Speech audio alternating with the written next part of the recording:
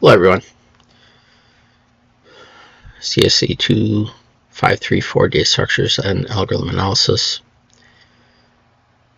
David Ostrowski here again, looking at the Chapter 7 content, and we'll be addressing sorting methods in this section. Okay, so we all know what sorting is: segregating items into groups and applying a specific criterion to them. Okay, sorting is everywhere, right? We have sorting books in a library. You can sort individuals, any kind of media from an alphabetical standpoint. We can sort numbers in a sequential. This goes on and on. It's pretty straightforward, right? There's a number of types of sorting algorithms. Primary includes a bubble sort, selection, insertion, merge, shell, heap, quick, radix, and swap sort. And what you're going to find as we look through the algorithm analysis of these sorts, that we'll be able to put them in categories of which techniques, although they're not exactly the same, they are very similar from the level of performance, okay, and leveraging their choice and implementation. So in review, the complexity, okay, most of the primary sorting algorithms run a different space-time. Time, obviously, we know about this, right? The time the computer takes to run a program, and the space is the amount of memory.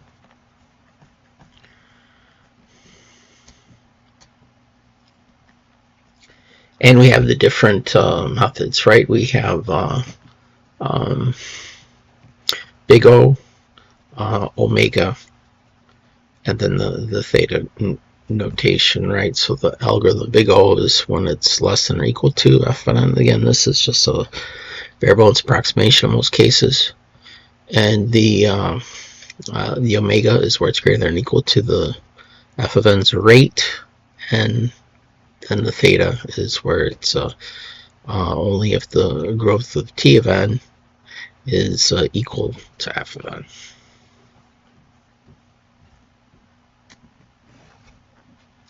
Common big O, okay, we have constant runtime, like adding the front of a linked list. We know log n, finding an entry in a sorted array, and this is quite typically associated with tree or binary tree type of approximation. Finding an entry in an unsorted array, big O(n), okay, that's where to look at, let's say, as opposed to a heap, we just use an ordered array under a priority key abstract data type. You're just going to arrive at a big O of n. That's what motivates the use for heaps, as we discussed before. Divide and conquer gets in the more efficient, and log n. Quadratic is big O n squared. Cubic is n cubed. Obviously, a much higher level of complexity, right? Some of our primary source selection and search are n squared, not that good, okay? So I will look at a little more sophisticated approaches, but this gives us our starting point. It gives us a common area of reference. Merge sort is approximated to n log n, and so is quick sort. Okay, so these two are in a very similar time category. So time efficiency, how do we improve the time efficiency of a program? The 90-10 rule, 90% of the execution time is spent in executing 10% of the code. So how do we locate the critical 10%? Software metrics tools, global counters to locate bottlenecks and so forth. So, and this speaks to some of the algorithms that favor a lot of the locality, right, of problems. So given that you have to do different types of sorting or different type of lookups. Time efficiency improvements. Move the code out of loops, does not belong there. Remove any unnecessary I/O operations. Code so that the compiled code is more efficient.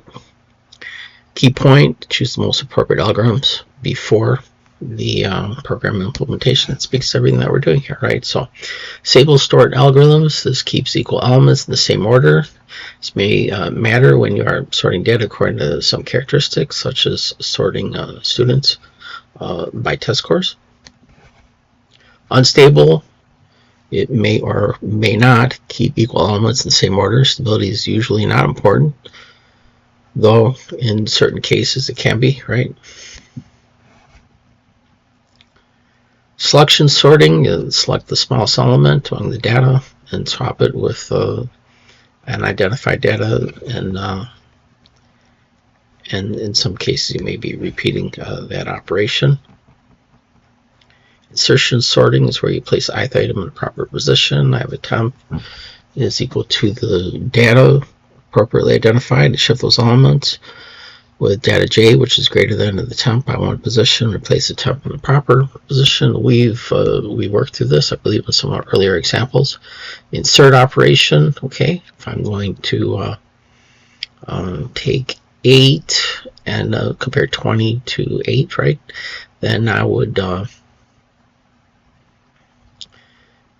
start it at I equals 1 and make the associated comparison, and therefore in the green I would have the sorted operation, and I keep on going with the operations. In this case, compared 20 to 5 and the 8 to 20, and I would perform the necessary swaps out to get to 5, 8, 20 in the green area as identified. If I equals 3, I would make the comparison looking at 20 to 10, and here I would replace that with 10, and that would take me to an insert operation. Considering 20 was 7, I would be making the appropriate insertion operations, where I would take the 7 and swap that appropriately, and also against 10, and then 8 until I have the appropriate sorted algorithm. So that finishes this presentation. So we'll continue on the next resource. Thanks for listening. See you on the next one. Thanks.